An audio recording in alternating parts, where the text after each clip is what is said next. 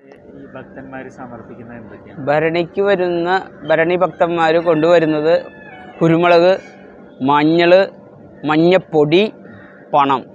ഇത് കൊണ്ട് ഭഗവതിക്ക് സമർപ്പിക്കുക. അതാണ് അവർ എല്ലാവരും കൊണ്ടുവരുന്നത്. കിഴികളായിട്ടും ഇരുമുടിക്കെട്ടായിട്ടും കൊണ്ടുവരുന്നതൊക്കെ ഈ മഞ്ഞപ്പൊടിയും കുരുമുളക് എല്ലാ സാധനങ്ങളും ഭഗവതിക്ക് സമർപ്പിച്ച് എല്ലാം കഴിഞ്ഞ് പോകുമ്പോൾ ക്ഷേത്രപാലകന് നാളികേരം ഉടച്ച് പോവുക. ഇതാണ് ചടങ്ങ് അവരുടെ.